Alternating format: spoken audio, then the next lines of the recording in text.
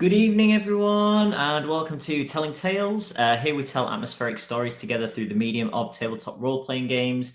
It is Monday night, meaning that we are playing Masks of Nyarlathotep with 7th edition Call of Cthulhu. Promo things before we get started. Below the stream are links to our social media, our other streaming platforms, our Discord, which you should join and come and chat with us and the other lovely people who are involved in and enjoy things on the channel. And also our Patreon, where if you enjoy what we do, you can support us there.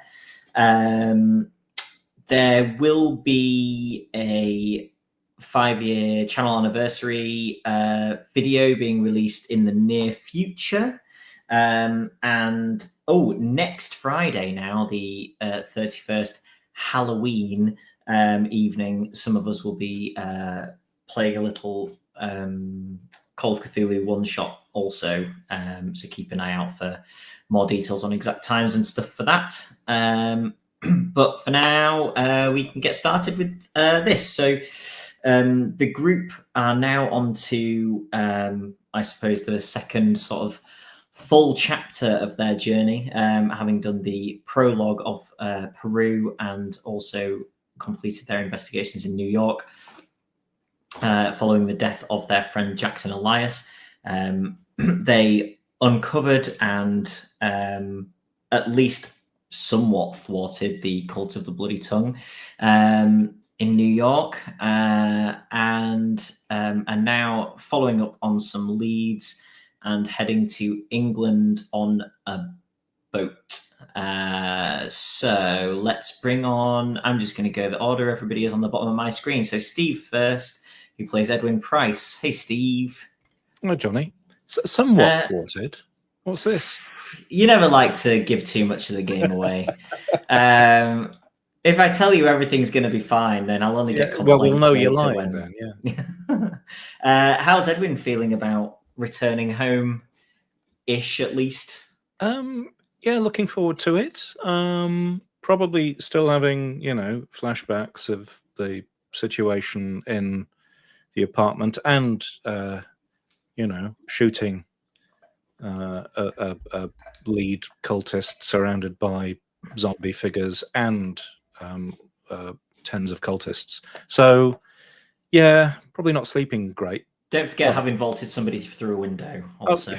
That's minor now, really. That's but yeah, so probably quite relieved that the boat is, there's it's nicely isolated, it's insulated. There are probably no cults on the boat and no corrupt cops. So yeah, nice chance to relax, unwind, just get some new perspective and get home again and let things settle down. The good thing about a boat is, as long as nothing bad gets on it with you, you're probably all right. Yeah. How big is this boat? Anyway, just think of the Titanic. We're not on the... That would be weird. You're on the Titanic's return trip, yeah. Nothing weird about that at all. Cool. Let's bring on Sam, who plays Mrs. Farwell. Hey, Sam. Hello. I love the Titanic's return trip is such a story I want as a miniature Call of Cthulhu. Like now, somehow you end up on this ship that shouldn't be. That's great. That's so fun.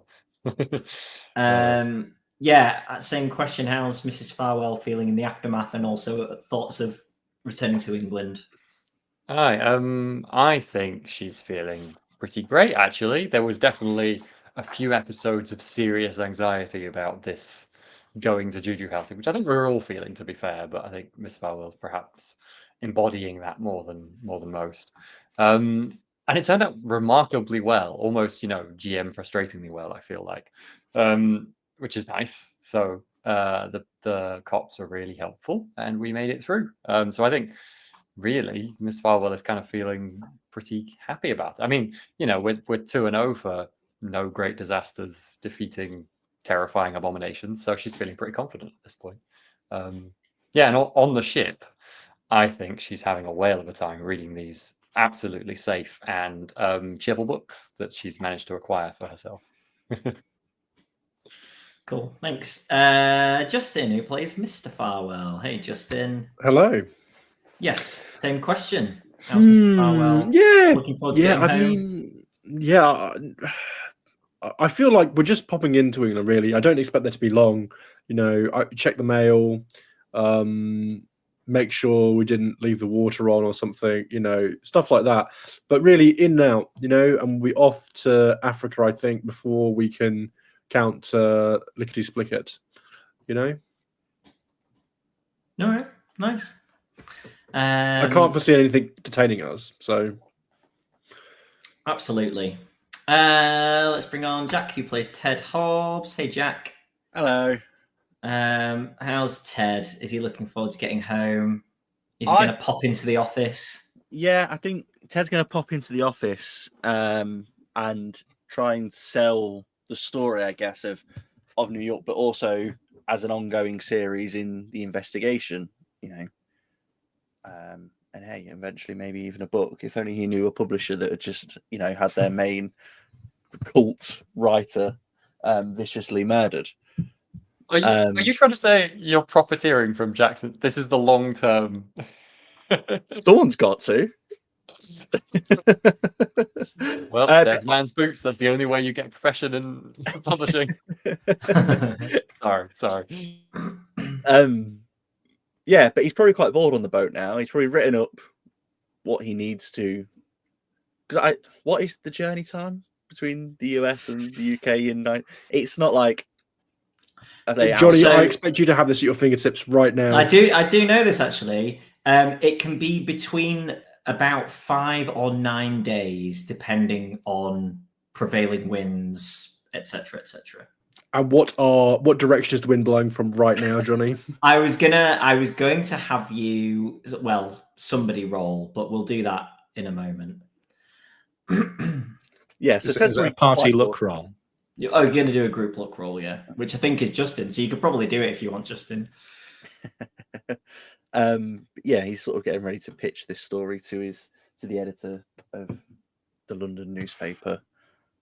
In about probably not 2 weeks' time when they get there, from the looks of Justin's.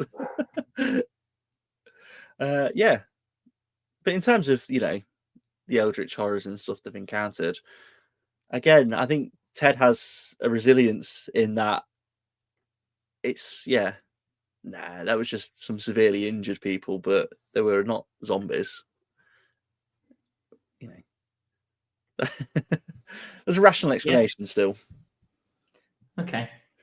Cool. And finally, let's bring on John, who plays Merritt Barton. Hey, John. Hi, Johnny. How's Merritt? Is Merritt looking forward to popping home for a little while? Is Merritt enjoying the 8.5-day boat trip back to England? Yes, on both counts.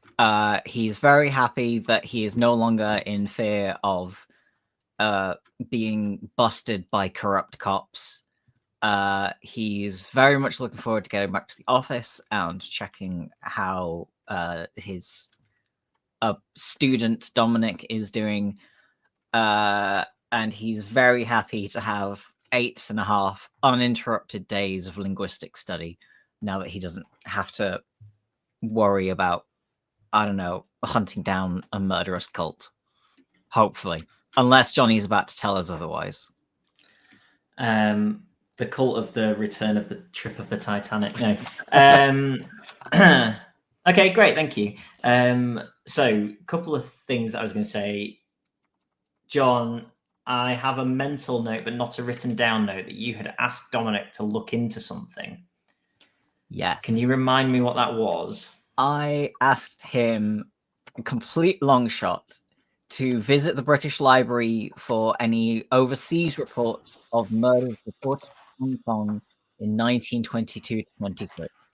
Reported where, sorry? In Hong Kong. Okay. I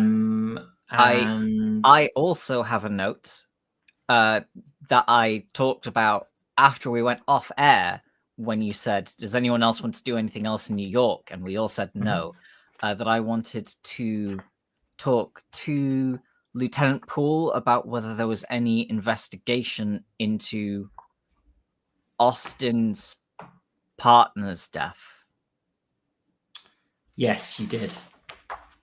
which doesn't need to be resolved right now because I know I asked that halfway through a brilliant thought from our keeper, but I've just remembered it.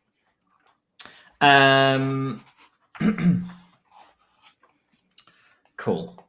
So, what does everybody want to spend the ship time doing? Because you could realistically potentially increase a skill. The amount of time that you've got here to work on something. I know Mrs. Farwell, I think, is looking at those texts.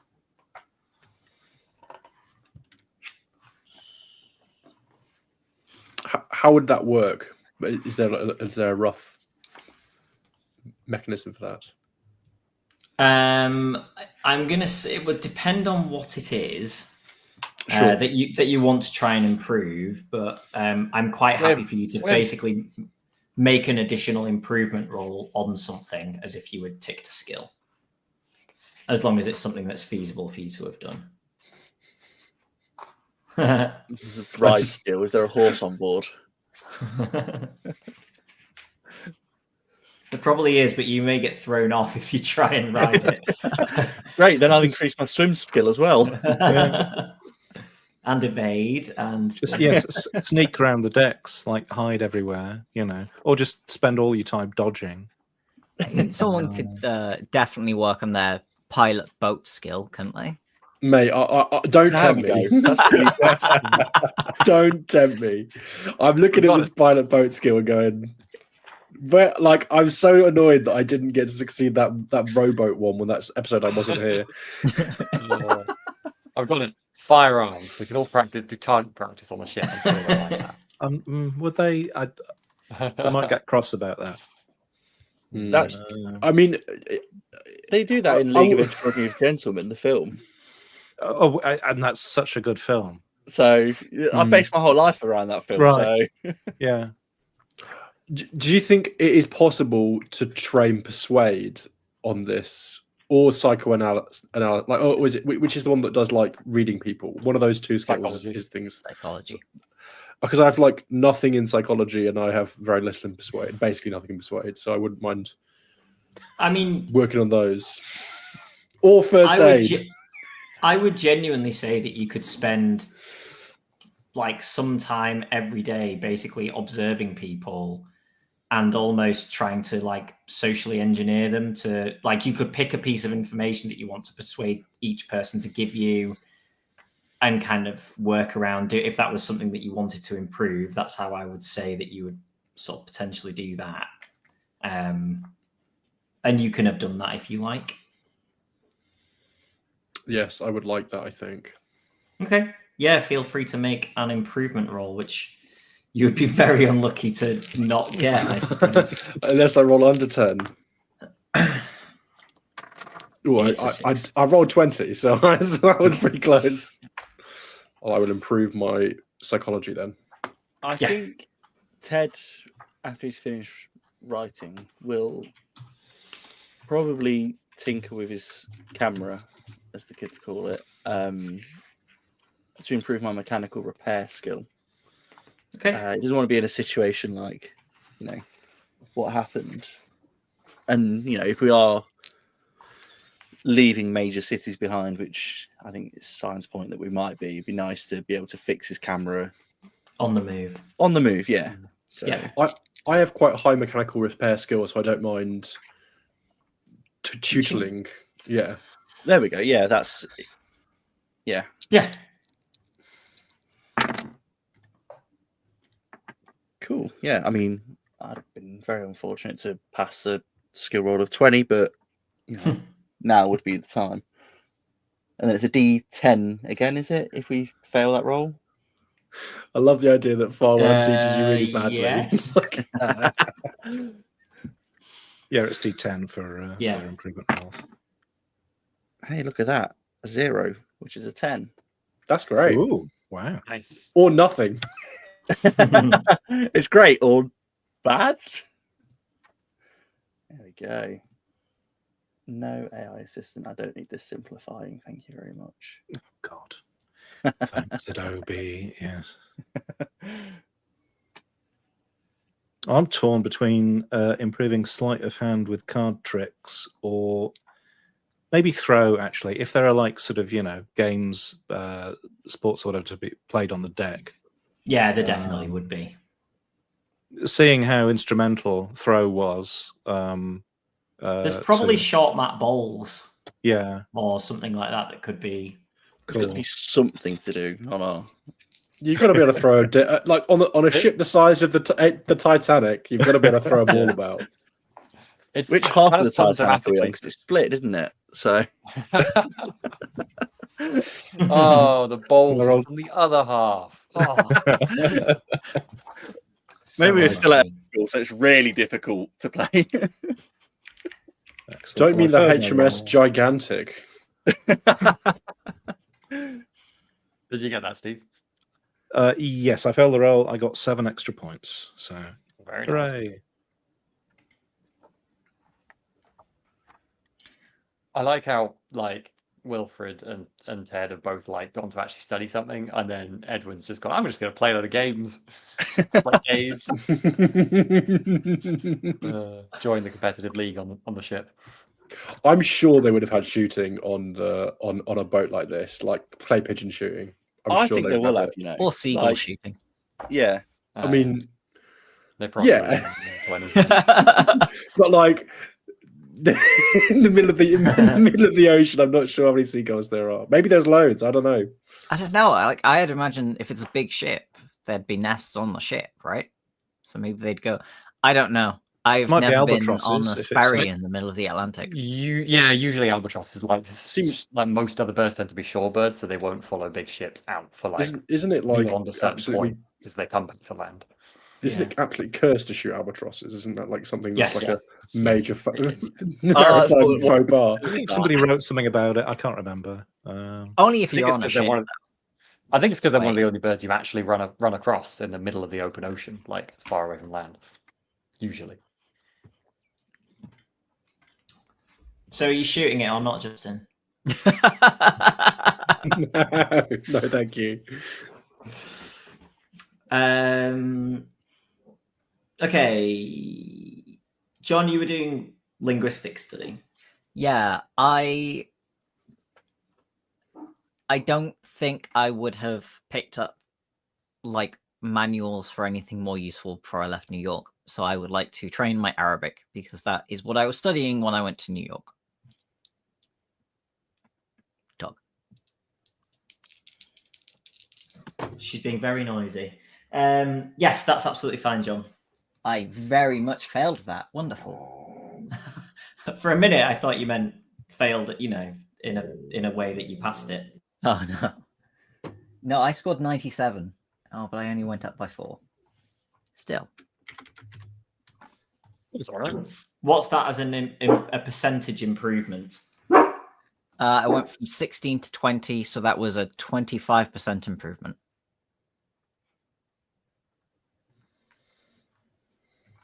I nearly doubled my psychology skill, Well done. Nice. which wasn't hard. I think Ted's mechanical repair went up by 50%, right? Did you get from 20 to 30. So Yeah. Nice. Very nice. I'm glad you said 50% because I would have said it's gone up by a third then. Can I shall I explain Winifred's kind of approach to all this? Yeah, sure. So I think just because she wants to prepare and think about it a bit more, first of all, she's going to thoroughly read the Africa's Dark Sect book, because that's a totally normal book. The other books are clearly not normal books. I assume it's a totally normal book anyway. That's a fair point. So I'm going to kind of thoroughly cover to cover while possibly making notes as well, scribbles for myself, read Africa's Dark Sects, particularly looking for things like mentions of the Kikuyu tribe on Edwin's recommendation. And yeah, anything else that kind of obviously links to any of the tales that we've come across about the expedition. I'm happy for these notes to come to me later, or I can take now. Because I'm going to have lots of stuff, aren't I? Yeah. So.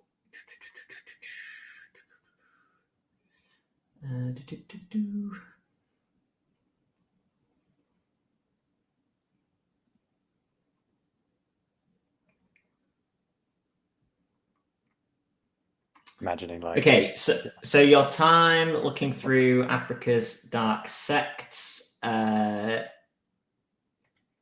you don't find anything specifically on that tribe. okay. You start to feel a bit of a pull from a section of the book. Okay. I don't know if this is too gamey at this point, but I've kind of experienced a bit of weird bookness, and I saw Merit's reaction to the book before. Would I recognize? Because I'm expecting this to be the normal one and those to be the weird ones, right? Would I be like, recognize that, or is this a sort of pull that's totally unconscious and just draws me in? Do you think, or would it be a roll? I'm gonna say make a power roll. Okay, Ooh. that makes sense. My power is good. It's Yeah, so just we're just gonna really let him well pass written. then. I rolled my For- exact power. That's a pass? Yes. Yes. So it's up to you whether you want to continue reading or not. I think what I will do from that book, because I had a plan with the other book, I will enact my plan. What I will do is I will set like an alarm clock for like 15-minute intervals, and then I will read the book for 15 minutes, and then when the alarm clock goes off, hopefully stop reading, put it down, go and have a break. If you're just going to make try and notes, game then Call of come back to the Cthulhu, book. like Basically, yeah. I think Mrs. Farwell's just invented the Pomodoro technique, by the sounds of Yeah, it. she's basically invented the Pomodoro technique for Eldritch books. Look, I think she's taken keen note of Merritt Barton's experience, like staring and losing time and becoming you- obsessed with the book. She's I trying to, forgot like, there's a whole offset section on the that. book on using the Pomodoro technique to avoid Cthulhu mythos. Oh yeah, this obviously won't properly work, but this is her Are you- current approach. Are you reading these books on your own? Yeah, I think so at this point, unless anyone else has explicitly stopped me. Everyone else is busy doing their own thing, right? I'll make a luck. I'll make a will luck see- roll to see if I come in at a good time. I will see my husband at some point.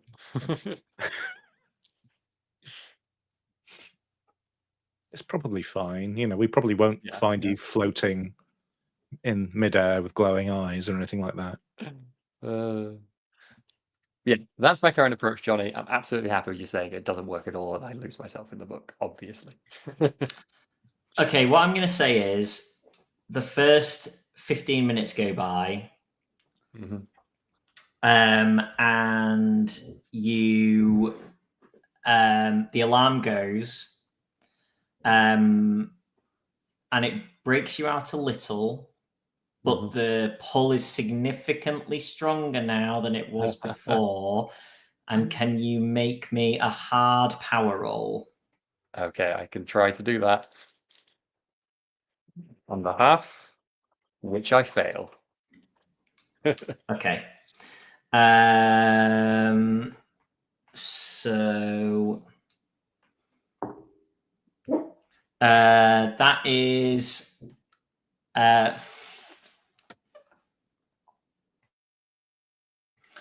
8 sanity loss. Oh, Wow. oh, that's chunky. Wow, that's a heavy book. This was I just guess a it was book so from good I- Harvard Library, wasn't it? Yeah, Originally. They just left it I guess lying it's a around. good job I have so much sanity. Jeez. And I'm going to roll a D2 for me, Sam. So whatever dice you want to use. Yeah. 2. So another 4 Cthulhu mythos. Ooh, nice. Well, that's something at least. I'm up to 7. And what's actually happened is that a reasonably large period of time has passed, and you haven't heard the later alarms. The alarm's just been going the whole time. Yeah. What experience? What am I reading? What am I experiencing of reading here, or does it not? Do I not even perceive it? You do. So you are the way that you experience it is a feeling of a life created, ongoing, and then cut short. But then returned, but almost like looking through some kind of like frosted glass, something similar.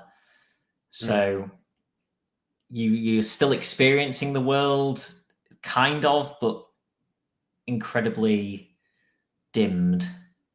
Okay. And So I'm you now experiencing have, it like as if I'm that individual. Sorry. yeah, and you now have access to a spell, which I Ooh, will nice. send you. Okay. Fun. Yeah, that was totally worth 8 sanity, right? Right? You can get sanity back. You can't lose spells.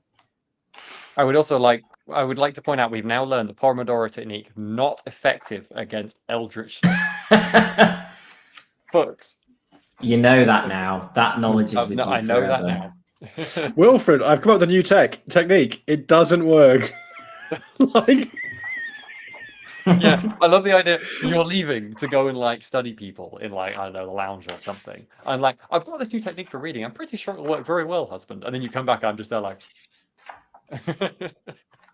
I rolled an 89 on my luck roll for coming back to interrupt you at a suitable time. Yeah. So I'm gone. Like, you can't find me. You gotta go, no, I'm sure she's fine. Okay. We thought that book was the safe one. We did. Yeah. Well, that's why I wasn't. It's always the ones you don't expect. Mm-hmm. Okay. Well, I'm feeling less keen on reading the other books now. I'm not gonna lie. Those are all going to be the safe ones. Yeah. Bloody library book. Ugh. So, 8 And sanity. losing 8 Yeah, sand. does that do anything to? Is it more than 5 in one, or is it? And it is. So I am going to have a temporary battle madness. You are, yes. Mm-hmm. I'm just getting the spell to send you. Okay, lovely. So, I mean, it might mean someone can practice the psychoanalysis skill if. true. Anyone got anything above 1 in that? Well, Not me. it's going to be a steep learning curve. Well, there's a chance. And I have a significantly better Cthulhu Mythos chance than that. Does anyone have the psychoanalysis version of Mr. Farwell's Switchblade? It's the same thing.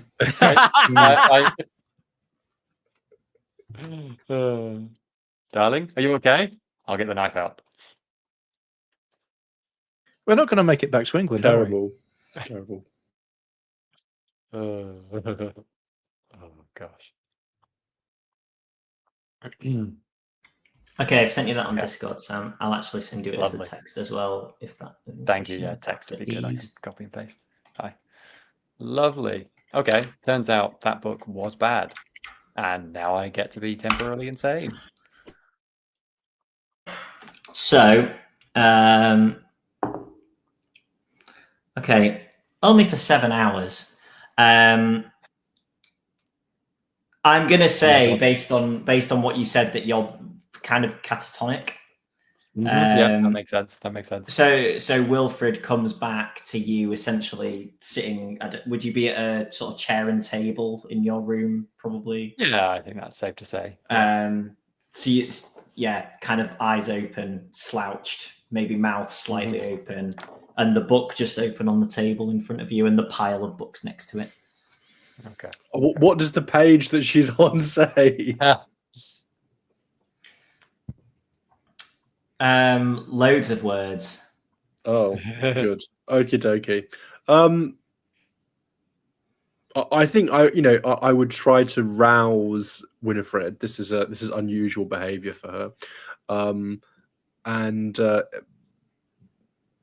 no success.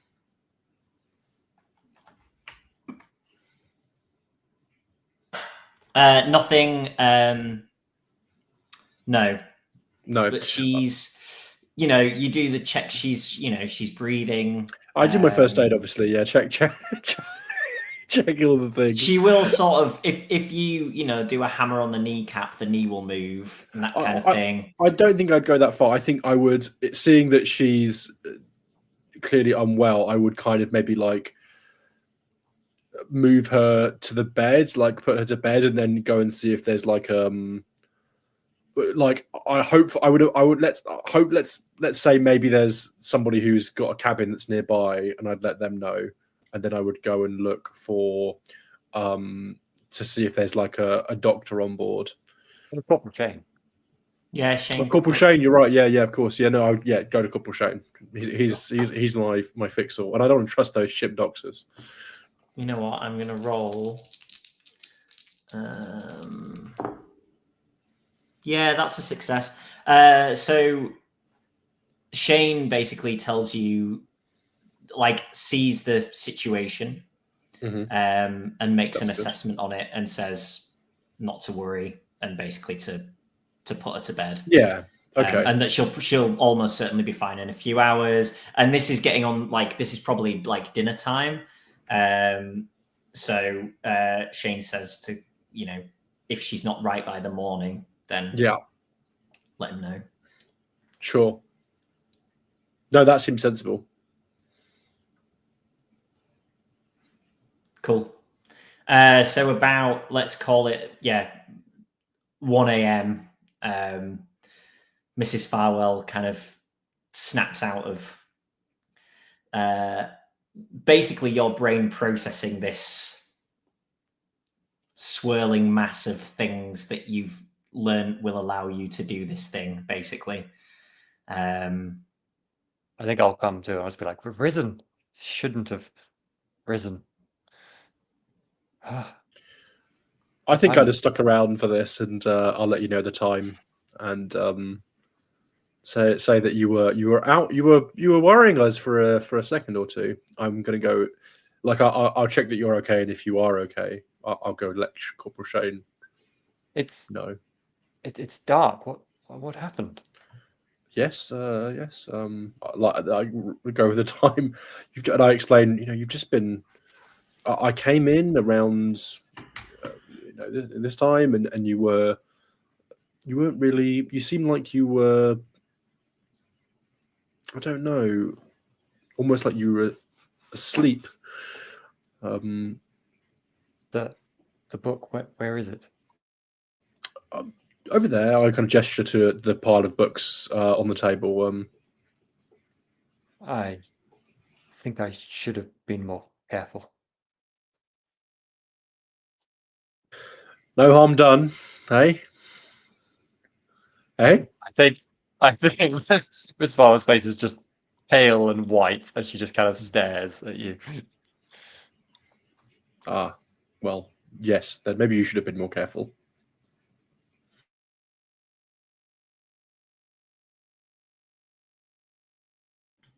I will lay down and probably just lay there processing what I've been thinking about.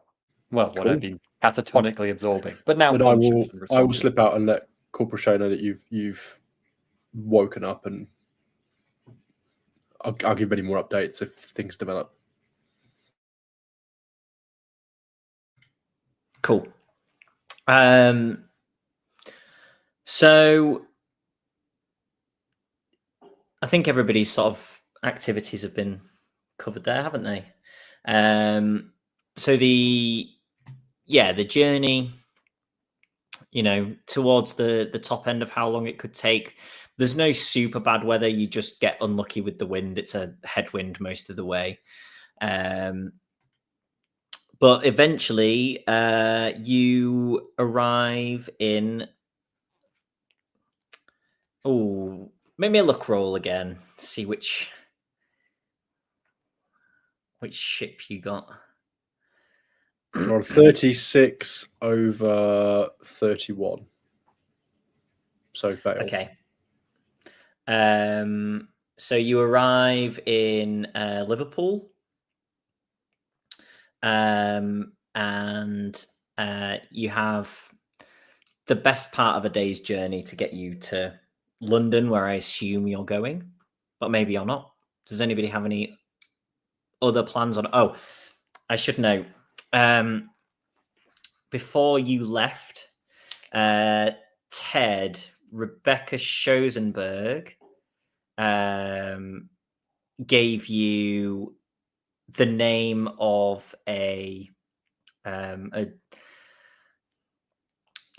way she said it was a journalist in the UK, Mickey Mahoney, who is the editor of a paper called The Scoop.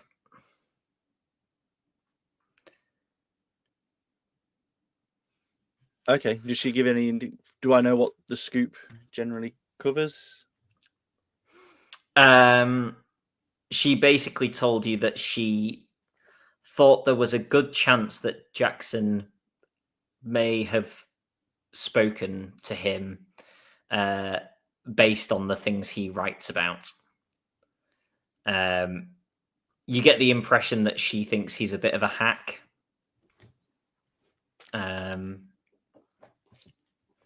Okay. Does she give any indication of where he's based, or she just say the UK and assumed it's probably London? Yeah, he's in London.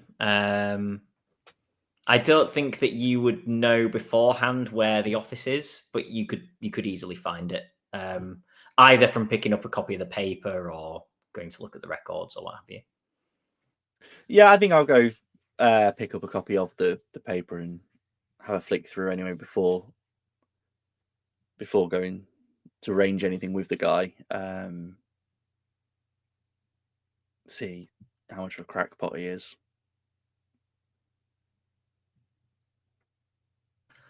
Okay, so basically the paper is I'm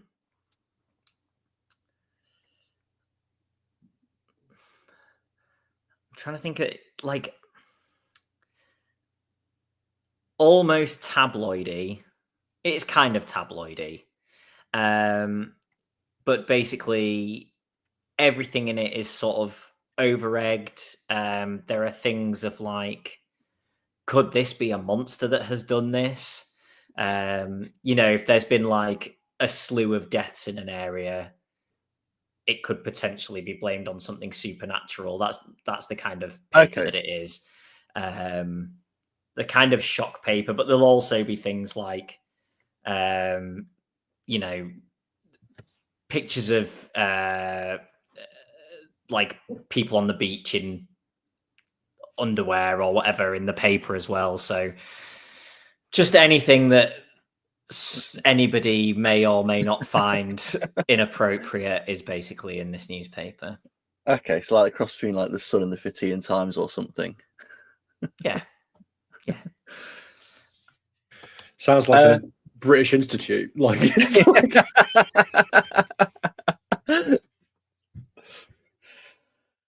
I'll go speak to him. It's a potential lead. I probably won't want to put my name in the paper. I want to be a respected journalist. But okay, so let's say you arrive in Liverpool, you manage to find a newsstand that's carrying the Scoop. So you get this copy of the paper, you have a look through, and then do you discuss it with the others as you're traveling down? Because I think the other lead is the Penhew Foundation, right? That's the main other thing that you have here at the moment. Yeah, I think I will, probably because I don't know, Mrs. Farwell will look over and see Ted's got page 3 open and a woman showing her ankles or something, and he has to justify, no, it's for research. Never look at you the same way again. I bought it for the articles. And yeah, say, Miss Rosenberg gave us a tip off that Jackson Elias may have been in contact with the editor or a journalist that writes for this paper. So, I say, it seems like a bit of a hack, some of his articles, but it's a potential lead. They write about weird stuff. While we're in London, I don't think it's going to hurt. It's just to chat to the guy.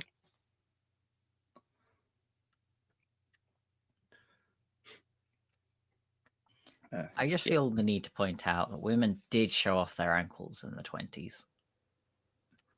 This is why it's so More than scandalous in the their paper. They've gone, I don't know, over prudish in the paper. That's their new shock thing.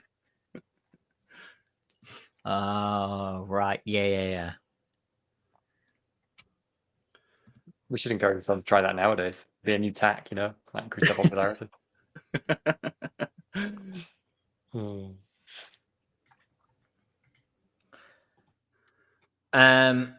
So I'll say that you arrive in. Is everybody just getting the train to London? Nobody wants to split off to.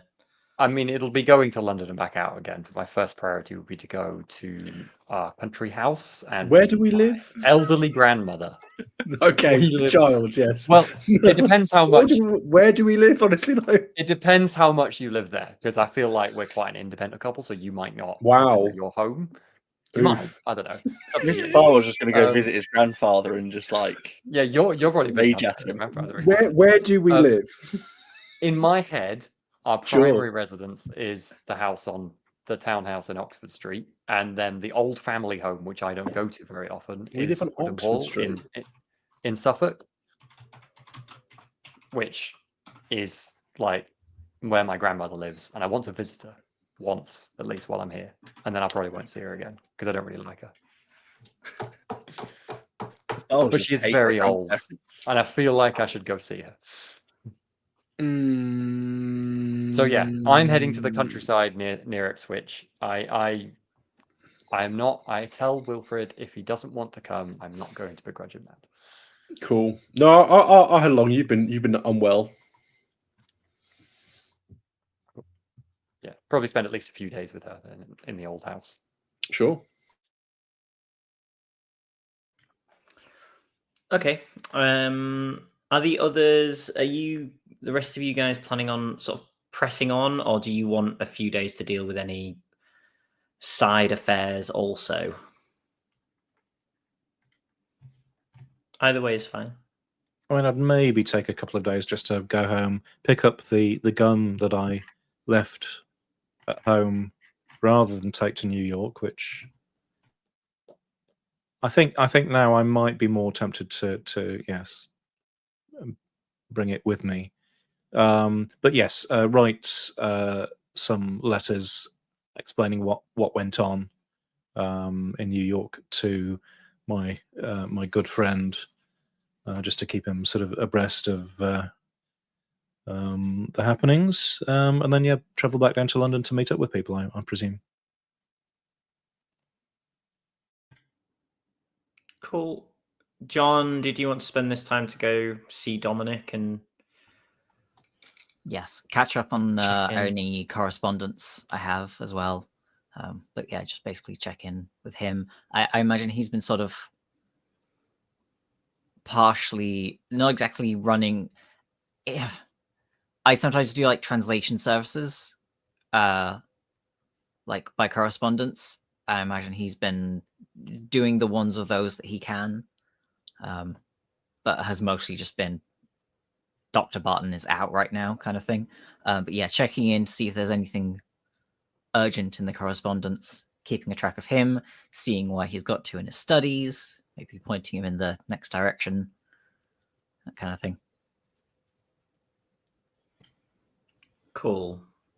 And Jack, is Ted gonna? I suppose you want to go to the office and discuss your travels, trying to sell the story.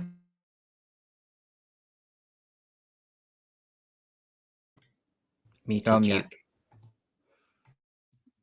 Jack. Did we decide who was going to meet this crackpot journalist? Was it just Ted, or did anyone else want to?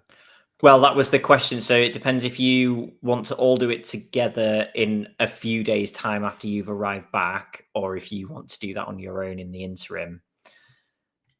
Because I think everybody else has got some other things that they want to do. Yeah, I mean, Ted will go into the office and update them on the goings on that were in New York, what happened.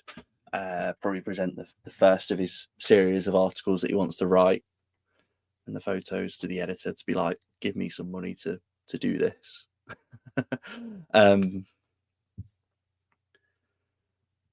So yeah, and then I'm happy to meet him on my own, or Ted is, or if people want to come with him, equally happy for that. But yeah, if they want to come with him, that's what we're doing in the meantime. Okay.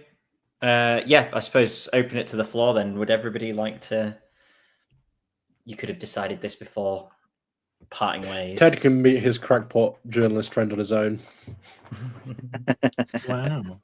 I mean, so if you've mentioned that there's a possibility that Jackson Elias might have spoken to him, then I think Edwin might be sort of interested to tag along. But it's up to you. If you want to, equally, if you want to meet him on your own, that's fine as well.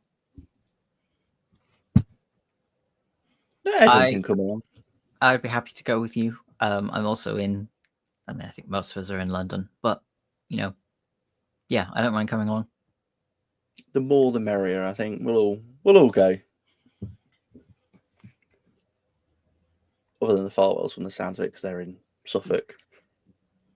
Yeah, let's say a little bit later back. Yeah, let's say the day before. So I'm putting as a so the night of the previous events was the 24th of January. So I'm going to say that you arrive in Liverpool on the 5th of Feb, and then back in London on the 6th. So does the 10th of Feb for the Farwells return sound acceptable? And we'll say the 9th for the visit to the offices of the Scoop. Cool.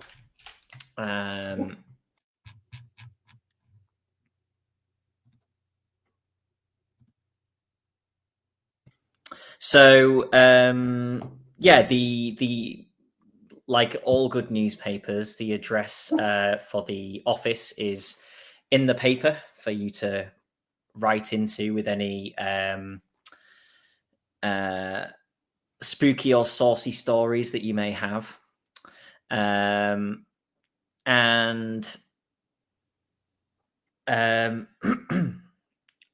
how are you approaching this? What's the plan? I think we just turn up. We've got a pretty spooky story that we turn up and ask if there's a receptionist. What was the reporter's name again? Mickey Mahoney. That was it, Mickey. If Mr. Mahoney's in, we've got a story he might be interested in.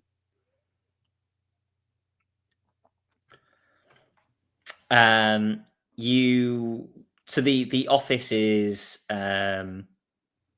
like sort of almost completely open plan with a kind of, it's not a separate room, but there's kind of one wall that then stops at the back, which is, you assume maybe the editor's bit, even though it's not completely cut off, it's like half cut off. And you see this gentleman with red hair, mustache, get up, kind of swing his way around his desk, which is piled high with folders and stuff. There's kind of a general, chatter in the office as people are discussing stories and such. you hear this man say, "You got a story for me, have you?" Well, it's something you might be interested in. It involves a mutual friend, Jackson Elias. I'll see if there's like a glint of recognition as I say that. Can you make a psychology roll? Any of you can, actually, or all of you.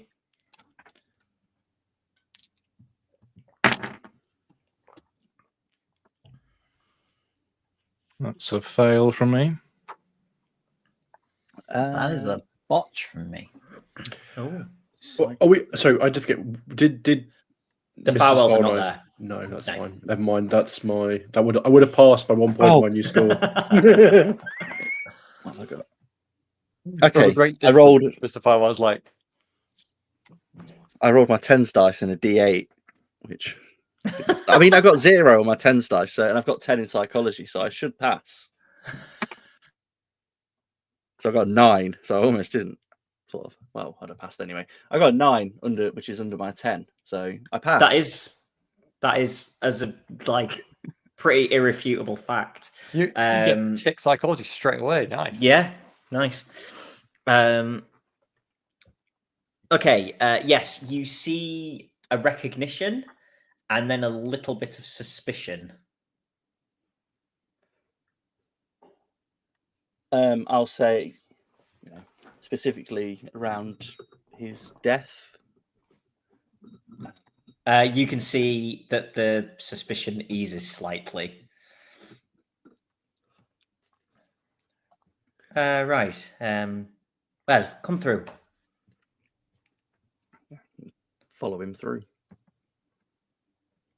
You can see people kind of looking at you as you wander through the office, not in any, just mild There's someone new interest. in the. Yeah, who are these people? Yeah. And he sits and lets out a big sigh and says, "So you were friends with Jackson, were you?" Yes, yeah, we'd been on one of his expeditions with him, and we travelled to New York at his request. So, there's not many people, I guess, would travel halfway around the world for. So, yeah. Yes, I think he can have that effect on people. Could, I should say. I was very sad to hear about it. Just came through on the press wires, and we hear about people dying all day, every day, but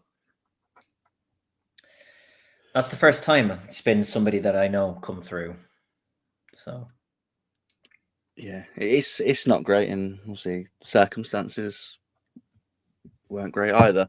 But in that vein, we're following up on his research that he was conducting, which led us down a bit of a trail in New York. And I will recount the sort of Cliff Notes version of everything that happened in New York to him, and then sort of saying, I understand he was speaking to you potentially about the research for his latest book, and I'd just like to know what you spoke about and see if it helps us follow. Yeah, right. Two things. First off, can I quote you for a story on this?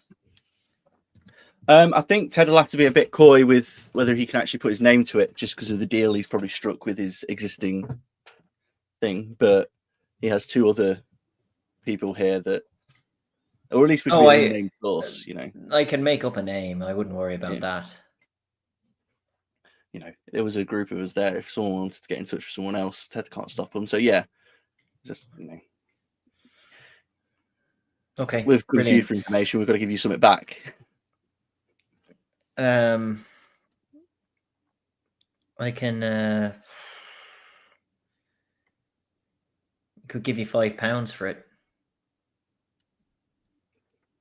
Well, £5 is £5. And like, Brilliant. so obviously, what we're really after is the information, you know, in conversations with Jackson and Elias, and Yeah. there may be more stories to tell. Right. So he promised me a story actually about a cult operating in the heart of London. I think he thought they might be well connected, but I never got any hard proof from him. And well, I never got the full story, but so well, you say you're following up, so I guess if you get it, I could give you £15.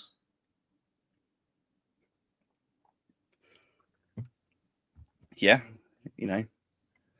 And I guess Ted's thinking sort of out of this is he doesn't have to dilute the weird stuff with this guy. Like with the other paper, you know, can't say there was zombies. Whereas this guy, he would eat that up. You could literally see your like what happened written verbatim in the paper. Yeah.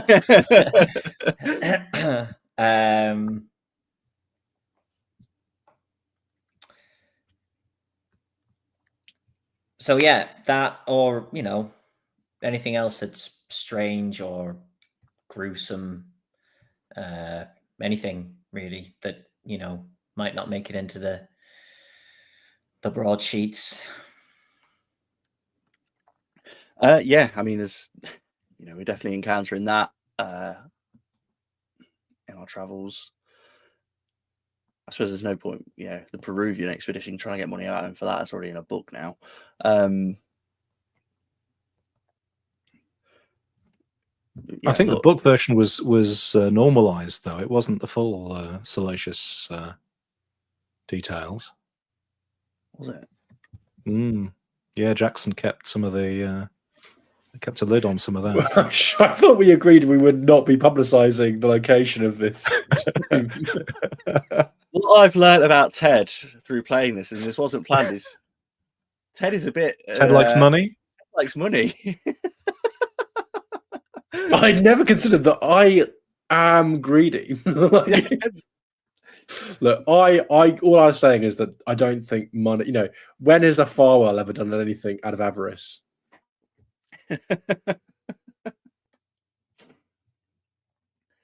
Hey, Ted likes to get the truth out there, and getting the truth out there ain't cheap. So,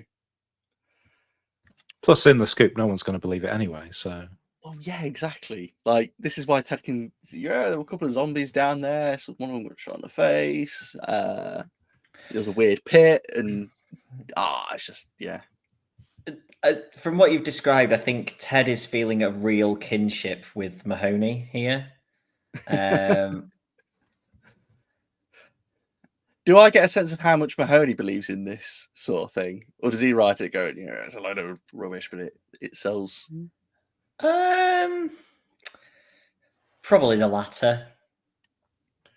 Like he also, you don't get the impression he ever goes out into the field to look at the things that people are telling him. He just writes them. So he's probably not got any reason to think that they're like he's probably never actually seen anything weird. He just it's a job, you know, gets him a job writing, which is probably what he likes to do. But yeah. Okay. I'll ask, is there any more that you can give us about this cult other than that there may be one? Any leads he wants us to follow up on, I guess. He never gave me a name, or any names of anybody he thought were involved, I suppose. He did have a look through the back issues of the paper. I think there were maybe 3 stories that he seemed interested in. I don't know if they were related or not.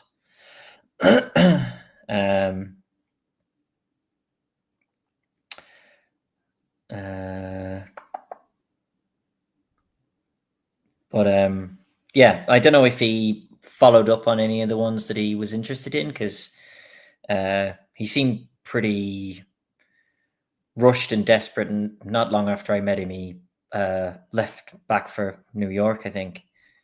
But yeah, I think 2 or 3 stories that he seemed interested in the papers. Okay. Do you know, have you got them to hand? Do you know which ones they are? Oh, I can give you the headlines. I think can't remember what was in them. But you can access all the back issues. So there's shocking canvases craze. Police baffled by monstrous murders. I was quite happy with that one. But the best one, slaughter continues, reward offered. That one flew off the shelves. I bet. Okay, yeah. If you, point me direction in the archives, I'll track about and see if there's anything good in there. Yeah, he happily points you over. So you make a library use roll, and if Merritt and Edwin are also involved, We can take one each. Sounds good. Ding. That is a very, very, very success. 13. a very, very success. Okay. Well, I lost my Dice. single. Well, yeah, I've got my 10s dice though, and that's a 70, which is well above the 20. So Right. it'd have to be a hell of a good roll for me to pass. Well, I get a standard success. 25 okay. under 47. What I'll say then is John's extreme success can balance out Ted's not botch. So within about an hour, you found these 3 articles. It was a 4, by the way. So definitely a fail. Okay. It wasn't a negative 56 or whatever. No, it was just the one face across from that, unfortunately. Move these.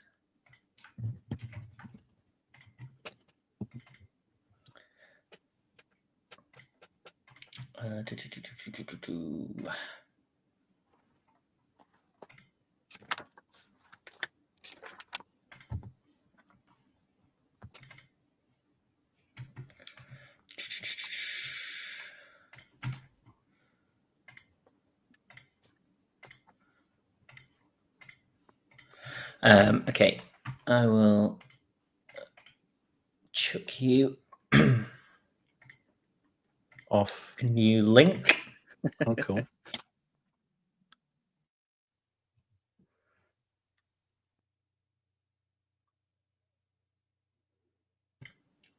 Okay, I've put that in the Discord chat. So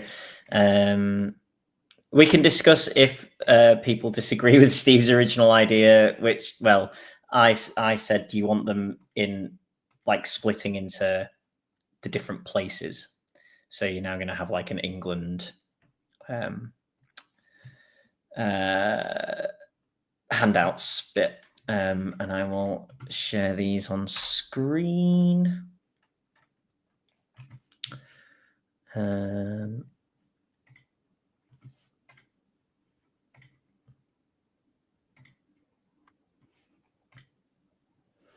Okay, shocking canvases craze. Local artists' monstrous scenes mock surrealists. Now collectors can buy savage scenes which rival or surpass the worst nightmares of the Great War, but which are far more exotic than that grim business. London artist Mr. Miles Shipley's work is being sought out by collectors who have paid up to £300 for individual paintings. This correspondent has seen a number of the works of artist Miles Shipley and finds them repulsive beyond belief. Maidens ravished, monsters ripping out a man's innards, shadowy, grotesque landscapes, and faces grimacing in horror represent only a fraction of Shipley's nightmarish work.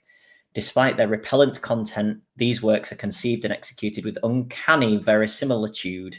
Mr. Shipley's imagination is sublime, and it is almost as though the artist had worked from photographs of alien places, surely never of this earth. The artist reportedly is in contact with other dimensions in which powerful beings exist, and says he merely renders visible his visions. Mr. Shipley is a working-class man without formal artistic training, who has nonetheless made good where thousands have failed. Art critics say that Shipley provides an English answer to the continental artistic movement of surrealism, whose controversial practitioners have still to convince John Bull that the way in which a thing is painted is more important than what is painted. A tip of the hat to Mr. Shipley for exposing those frauds.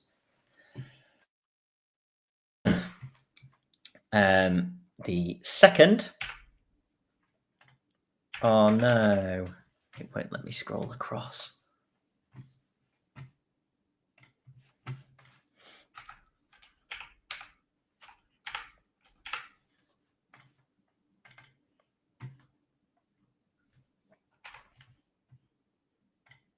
Clicking intensifies.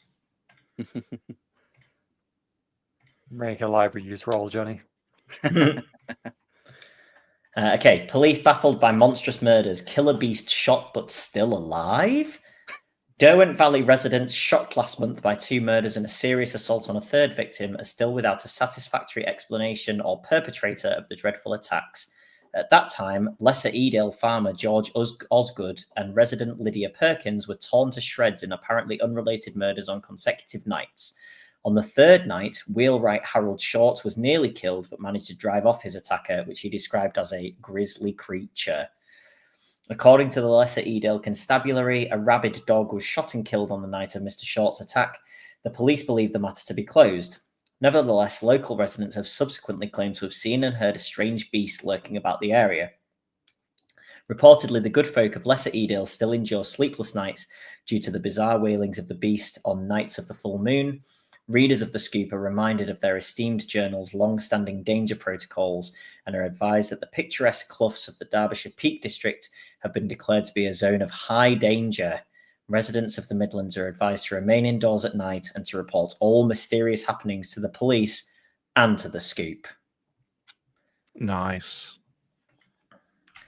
And then the third.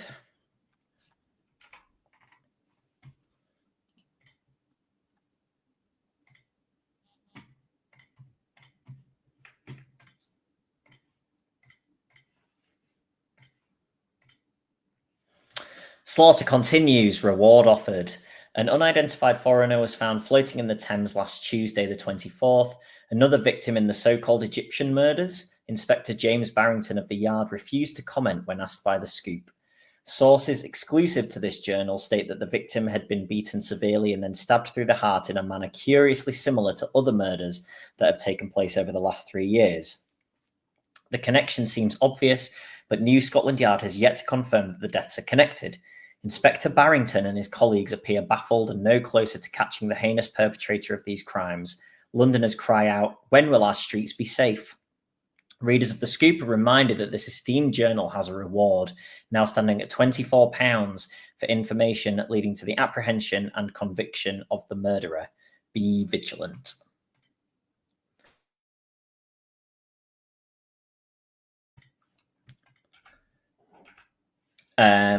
So you managed to find those and you read through them.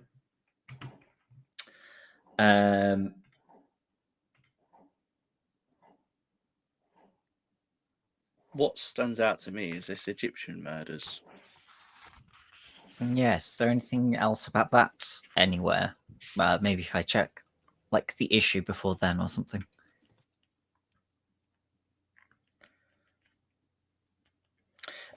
So the the keeping of the papers is mildly sporadic. They don't seem to have a copy of every issue. And at a reasonably quick glance, you can't find anything else that mentions this. You can obviously ask Mahoney about any of these things as well. It's not going to hurt to ask him. I'll ask him, say, do you know anything where we might find some more about these so-called Egyptian murders? Well, that wasn't my handiwork, actually, calling them that. I think it was one of the bigger papers.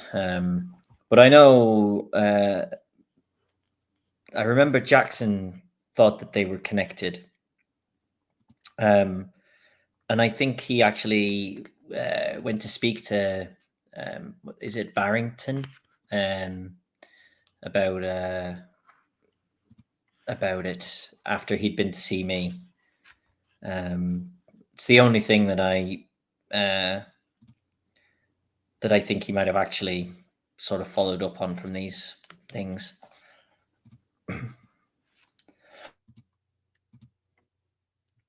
Probably the avenue we want to go down then. See if we can. Did you manage to find them all? Yeah, the stories. Yes, yeah, looks like it. This, well, sounds like we're on the same track with Jackson, and then if this is what stood out to us, then it's the one he's followed up. So I don't know. We might check out the other ones. I don't know whether we'll go all the way to Derbyshire just to see whether there's a big dog or something, or whatever it is. Oh yeah, that was a fun one. That was just in the regional papers. Didn't make the nationals. So I rewrote it. Happens quite a lot. But yeah, I don't think there was much more on that. Just the location, which I think is in the article. Derbyshire.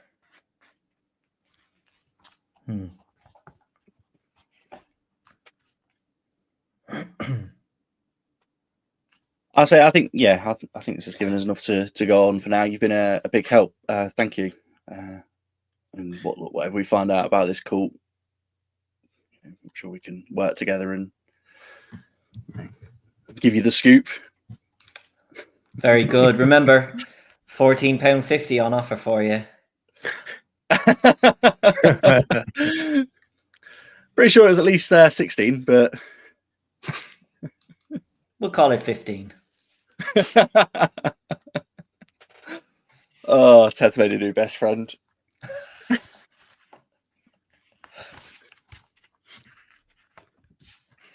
Yeah, I think we'll leave, and we've got some information then we can pass on to the Farwells when they get here. Yeah, I might just ask in passing, Mr. Mahoney, I don't suppose you've heard anything interesting about the Penhew Foundation?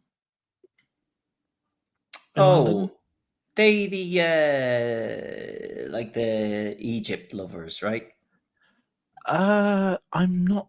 I believe so. I think.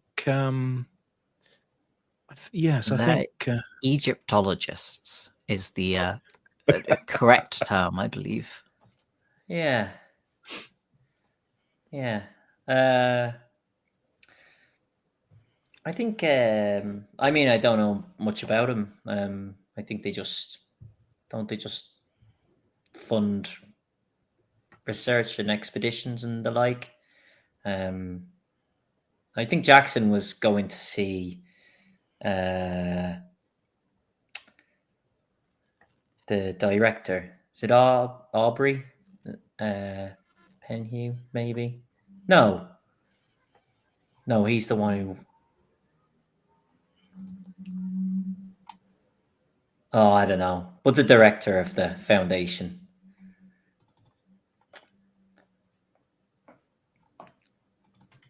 Why, you think there's a story there, do you?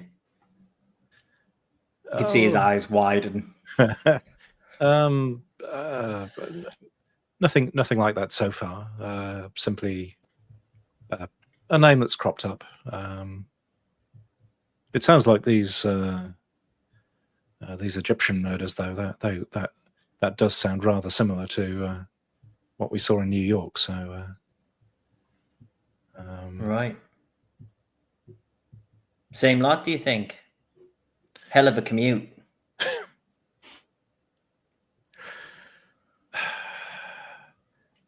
Honestly, I hope not. They were not nice people, Mr. Mahoney. Not nice people at all. No.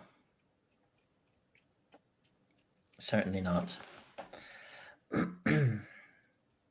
Anyway, thank you. That's been illuminating. Yeah, anything else that I can do to help or that you can do to help, please just get in touch. And, you know, in all sincerity, I was very sorry to hear about Jackson.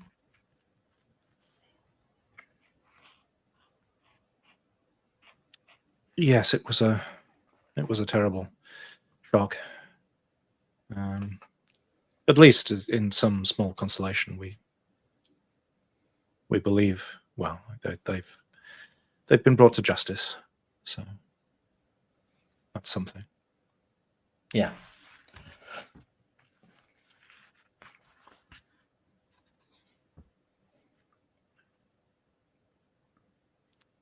Heading out? Think so. And are you sort of just relaxing until the Farwells I think what reappear, or did you want to do anything else in the meantime? might do is see if he can find out any more information on these Egyptian murders. If it was in the bigger papers, he might have some contacts and just get a little bit more info on it. Who maybe coined the phrase and how many other murders there are. Would we be aware of them? I guess this says it's been happening for the past few years. Yeah.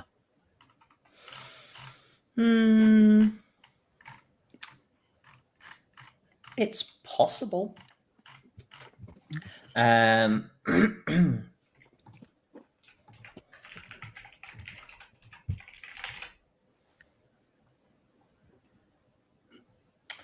I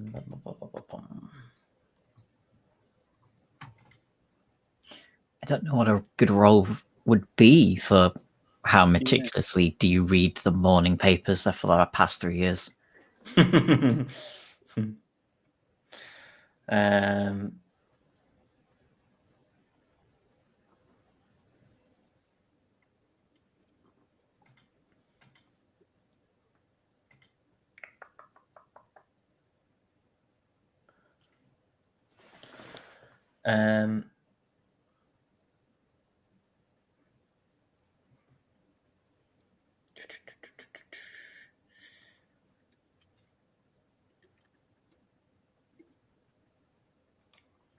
Yeah, so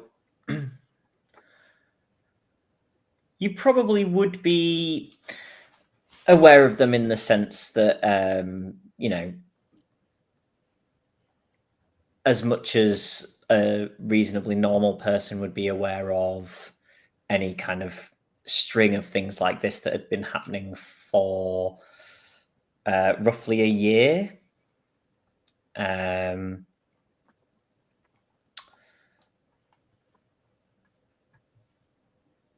So, yeah, you kind of, yeah. I suppose at that point we had no context regarding exactly groups of people being murdered by cultists. So probably rather more sensitive to it now. It's safe to say. So yeah, I think when you read about it or it gets mentioned, you kind of go, "Oh yeah, okay, I remember that this was going on."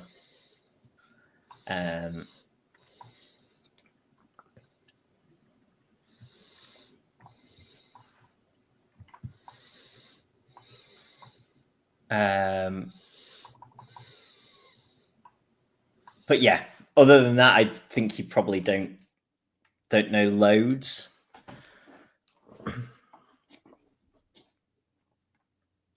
Okay. What sort of time is it? Do you know? Sort of late afternoonish, maybe, or Yeah.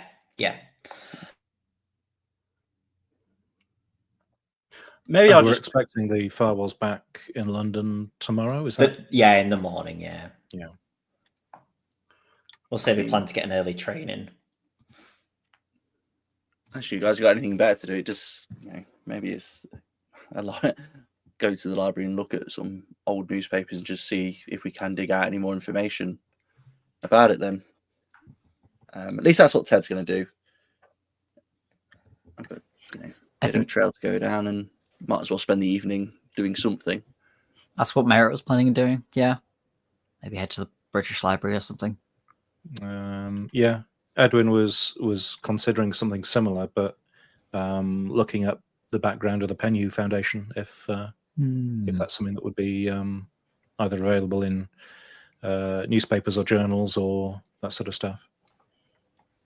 I think what we're proposing is a good old classic Call of Cthulhu library session. Use. Yeah. Nice, safe library, little bit of info. Nothing bad Okay. happens in libraries. If you can all make me library use rolls, then. I fail. Ted is really bad at research for a journalist. Well, I guess he's for a journalist especially. He's just not good at being doing lit reviews as a journalist. He's more of a man of action. Yeah, He's in the moment. Yeah, feet on the street. I pass. I get a hard success. 23 under 47.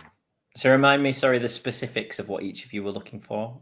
If you gave me, I think you did. I was looking through back issues of London newspapers for any more information about the Egyptian murders.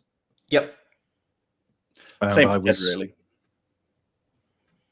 Yeah, I was looking for info on the Penhew Foundation. Okay. So John, Merritt finds a record of 19 murders over the last 3 years. Oof.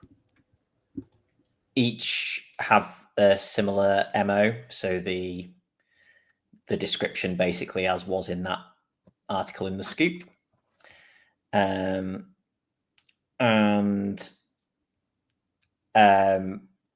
17 of them were Egyptian nationals, hence the name given to the murders.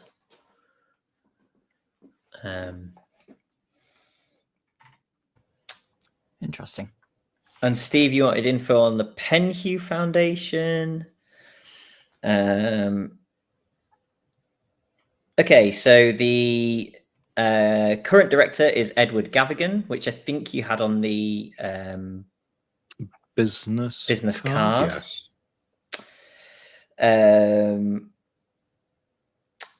It is in central London.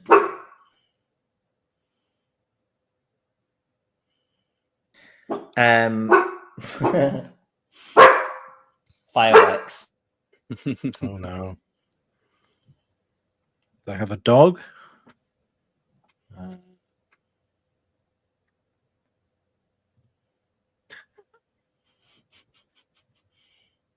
Complications. The sounds of they make life, these, yeah. the sounds they make these fireworks make these days are just crazy. Yeah. There should only be silent fireworks. Okay, it's in central London on Devonshire Street off Theobald's Road. It was established in 1890 by Sir Aubrey Penhew.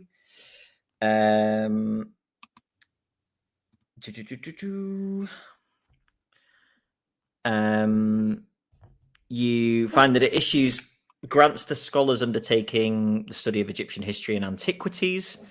They negotiate permits with Egyptian authorities.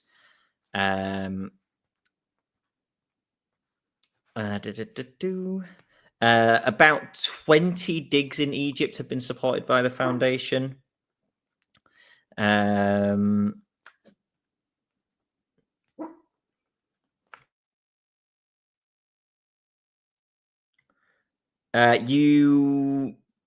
What types of things were you looking in? Did you say? Like, is it just like records? I was thinking like, yeah, either newspapers or journals, that sort of thing. Okay, so newspapers, that's fine. So you can find a record of, you got a hard success, didn't you? Yes. Yeah.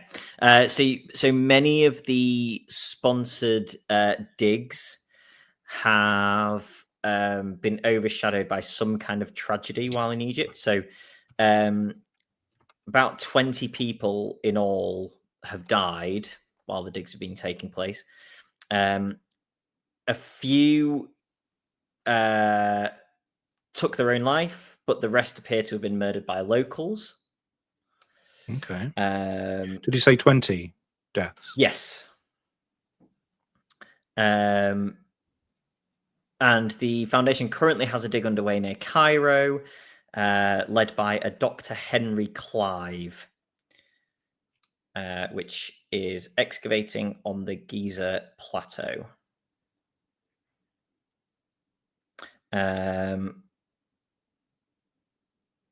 And you in a sort of society column, you see that Edward Gavigan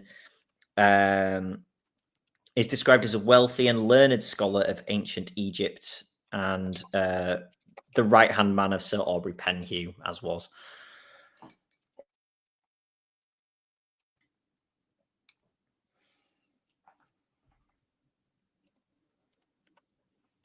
Cool.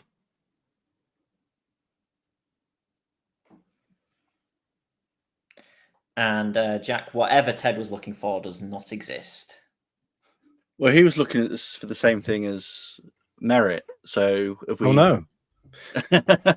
Paradox. Maybe he thinks it doesn't exist because Merit's already checked it out. Just keeps beating Ted to the punch. I'm sorry, that book was just checked out walking away.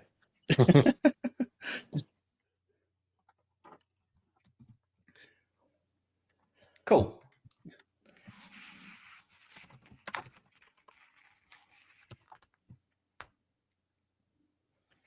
So, anything else next morning? I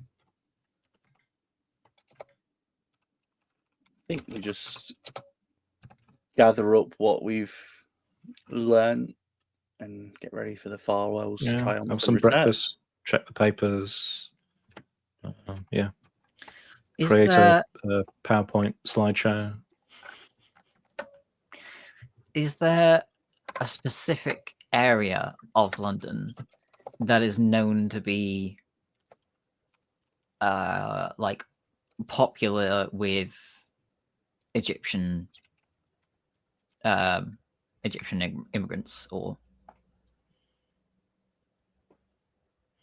like the Little Egypt of London or something?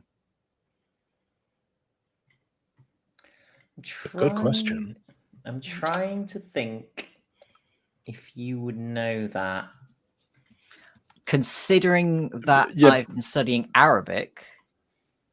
Yeah, and also I mean, you might not know, but the Farwells also they live in London apparently. Is that what you're saying, Sam? Right? I do also apparently live in London. I thought I lived in Oh, Leicester, okay. but I'm from Leicester, but I live in London. It is difficult to remember these things after They you've been both through so begin with much. L. They're so similar and right next to each other. Two of those things weren't true. Leicester's the London of the Midlands. That's what everyone says. Okay, I will say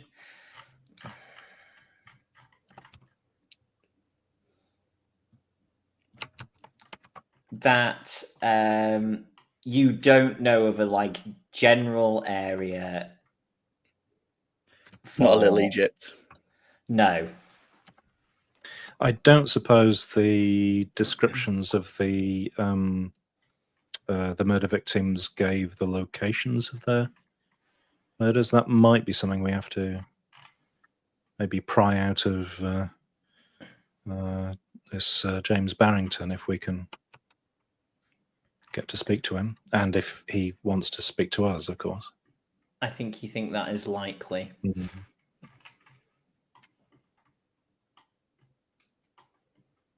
Probably best not to say that we're representing the Scoop if we do go to speak to him. Probably, yeah. Or he might be more likely to give you actual information because he thinks nobody's going to believe it if it gets read anyway. True. You don't write for a reputable paper, do you?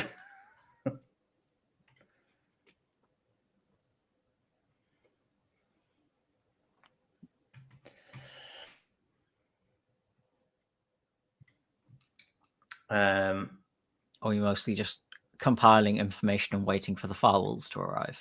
I think so, yeah. Can we arrive? Yeah. I don't know. It's a train delayed. There might be Yeah. heavy Oh, rain no. and a It's small. London. You know what that line's like. I guess we get into Liverpool Street if we're coming from the east, won't we? When we leave the station, maybe Wilfred. I don't know if the others will meet us at the station or not, but if they are, they'll might. Edwin would, I think, yes. Okay. Yeah. That's all Maybe friendly. just across the street, there's a small church with a little graveyard attached, and Mrs. Farwell is obviously just a bit distracted and wanders over to peer through the railings and just looks like she's contemplating for a little while. Is this something far that's away. developed since you visited your family, or do you visit your mother and contemplate death, or do you? Is it because you read the books? Is it more since then? I think it's safe to say Wilfred might have noticed me do this a couple of times before this point. I And was I going don't to know- I ask. don't know if you know. whether- It's since I've arrived back here, one way or another. I was going to ask whether Okay. Winifred's behaviour had changed since the book incident. Whether we'd kind of noticed anything. Well, you noticed this. Yeah, she's not been herself. I was hoping England and the fresh London air would help. The but- famously fresh London air. Yeah, exactly. Sorry, I'm just very far away. It's good to see you again. How have you been? Any luck? Well, we certainly have some news. Apparently, yes, Mr. Elias had been speaking to to Mr. Mahoney of the Scoop. I'm not sure whether this is good news or bad, but apparently he had promised a story to Mr. Mahoney of a cult based in London. No. Bad that it exists. Good that we found out, I suppose. And also, there have been a significant number of murders in the last few years of Egyptians, mostly Egyptians. Yes, we have some news stories covering some other details.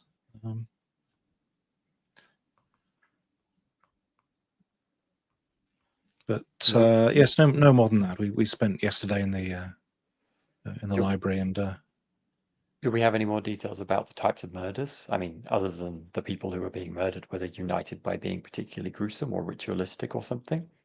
I'll hand over notes that I will have taken of the clipping and the various bits of stories that we found. So,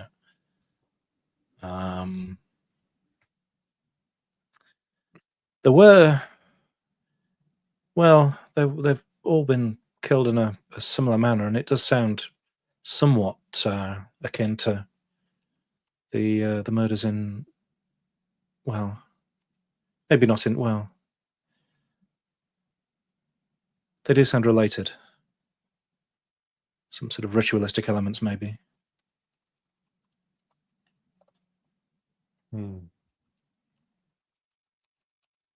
Maybe, I suppose there's probably not very much detail in papers and such. Do we have somewhere to go with this? Well, we have the name of the person who was responsible for heading the investigation. I'm not sure how open they're going to be to us asking questions, but we can at least try. Shall we introduce ourselves as cult experts or something? Honestly, right now I don't really know. I hadn't really thought of an appropriate approach. Yes, we have to give that some thought. Maybe Merritt and Ted might have ideas. Let's get some breakfast, I suppose. Mm. Are these murders still ongoing? Or is this a period of time that has passed? Jonny, when was the latest one? Do we? Recent. I'm asking all the You questions. certainly don't think it's a past concern. Sure.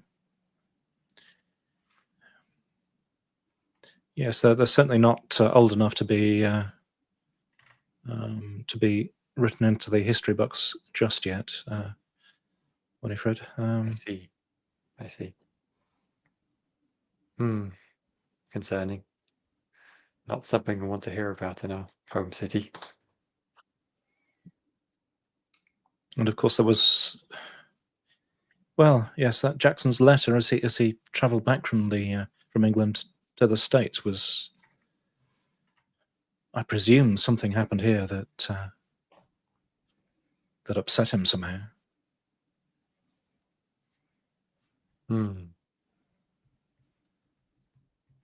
I don't know whether his voyage back was planned or whether he was in a hurry. I'm not sure, but I can only imagine that he must have. I wouldn't be at all surprised if Mr. Barrington had been contacted by Jackson at the time. I wouldn't be entirely surprised.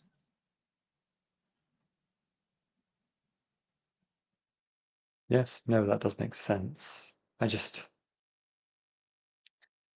can't help but feel like we're walking this all over again.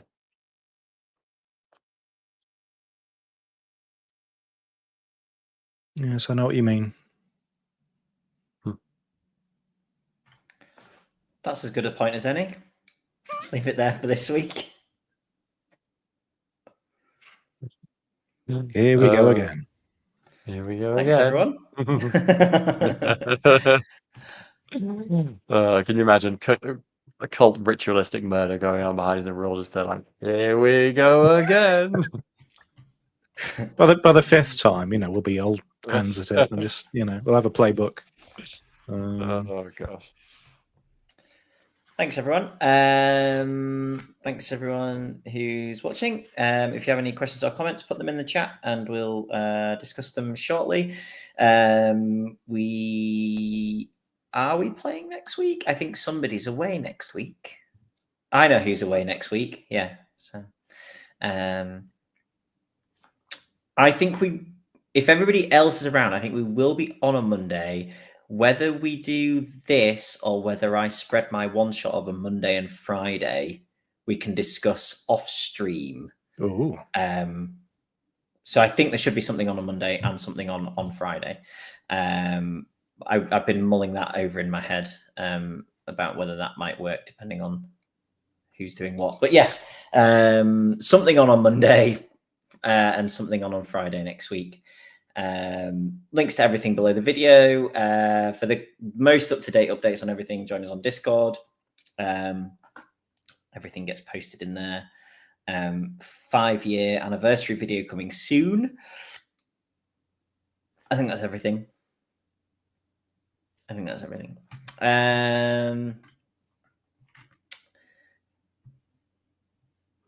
Comments.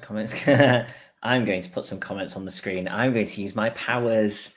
I had a question for you, Jonny. No, I didn't write any comment. I don't know the answer. What is the most daunting part of being the keeper for this sort of campaign? Is it the start of this arc, like start of an arc like we're in now? Is it the middle where it's, I guess, more open what we're going to do? Or is it the end where you're like, I need, here's the way the characters hopefully start to go, or I need to get them at this sort of point, or I think it's the start. Because you need to know enough about the rest of it, which can be like 80 pages, to be able to know. Yeah, exactly. Yeah. And like, there's some reasonable, like, they have little flow charts and stuff in this, but I don't, like, people have different ways of learning and taking in information. I don't really find those useful. Like, I kind of need to have read it all, or at least like the bullet points once, to be able to then be like, right, okay, now I know how I'm going through this.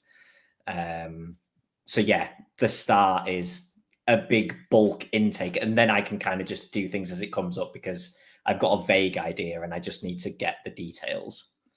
Okay, yeah, you get more of a sense of where we're going to go next. Yeah. You can focus in on that bit rather than, I suppose at the minute it's like, well, we could have gone, we'll go to the journalist next week when the Farwells are back. Let's go into the Penhew Foundation. Yeah. So you got to know. Okay.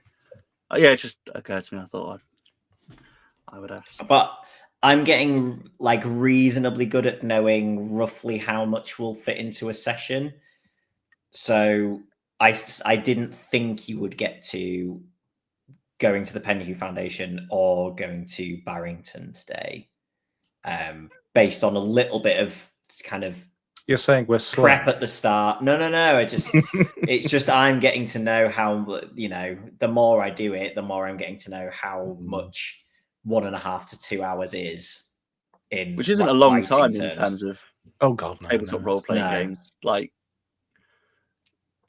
yeah, we should speed run the next chapter though. Just leap off the boat. Let's just assume no character conversations. No, just straight at it. Get the guns out. That's it. Everyone, you're all guilty. That's Pulp Cthulhu, isn't it? That's what that is. Yeah. I think we'd missed the elite speedrunning strats, because if we'd picked up a bucket that was on the deck of the ship and then walked backwards through the cabin, we'd end up at the boss fight. Nice. Yeah. You have to jump backwards with the bucket. That's it. And then isn't there like a speedrun of a certain game that only occurred because some weird cosmic radiation or something hit the cartridge at the right time? It's some weird story. There is, yeah. And it was like a bit flipped or whatever. Otherwise, it wouldn't have been possible. I absolutely I've never attempted a speed run, but I love watching YouTube videos about new things that somebody has discovered that have changed the speed run of a certain game forever. Yeah. I can't get enough of it. There's one for Mario 1 that meant that they cut like 5 seconds off it for the first time in like 10 years or something. And everyone was like, yeah, I love it. What was I going to say? Oh yeah. So this I loved. When I started reading the England section, and Mickey Mahoney comes up as like the first bit in it, right? And it says, where is it? And it's quite handy, so that when you get to a new section in the book, it has usually between 1 and 4 things that it says is a link. So where this has come from in the previous bit of the story, which is really helpful, because if you're reading forward, you then know that you can go back to there. But when I got to the bit about Mickey Mahoney, it says, link, Kensington gives Mickey Mahoney's name to the investigators, Prospero House, page 128, America. And I went, I don't remember that. And I went back and read the entire section, and it does not mention him. Excellent. So I was like, I've completely cocked up here and not put this, this major He put us on the whole cult thing in London. Otherwise, it would have been right. Let's go to Egypt or let's go somewhere else. Yeah. We would have, wouldn't we? So it's like you get him, and then you get Inspector Barrington, like neither of those things would be in play currently. Nice. We just loiter Um, around London for ages. That's so just, you know. funny. Yeah, How exactly. many Have a little holiday. groups have Yeah. gone asunder? They Yeah. haven't quite read as thoroughly as you, Johnny, and they get to London and they go, "Where are we going now?" And it's just like Everything's fine. There's still a newspaper that says. Yeah, so I'm gonna have to look out for the book trying to catch me out from now on. You just have to read the Yeah. entire book, Johnny, before next session. Yeah, I might not do that. Right, so things on the screen. What was I going to put up? Steve said, and that's only day one of the voyage when Yeah. Mrs. Farwell was catatonic. I did actually have plans to do more on later days. I was just like, nah, I think I'll leave it there. When was this from, Steve? It's okay, we're not cultists. Oh, that was with- the intro meeting Mahoney when he Ah. was like suspicious. Oh, yeah. I wonder if it was that. Was it he thought we were cultists, or was dangerous, or was it something else? Now I'm really curious. Did he I like actually have that, reason to not like, trust the scoop Jackson has- himself? I like that the Scoop has, or he has, a danger map of the UK. That sounds great. I want a copy of that. I wonder if that's in here. It's on page 128, Prospero House. Jonah Kensington handed it to the investigators. Let's not give the British tabloids any new ideas, eh? Oh God, yeah. And on that note, we will be back next week for something, and also on Halloween. So please join us for those things if you are not out trying to get sweets for free. And have a good week. Bye.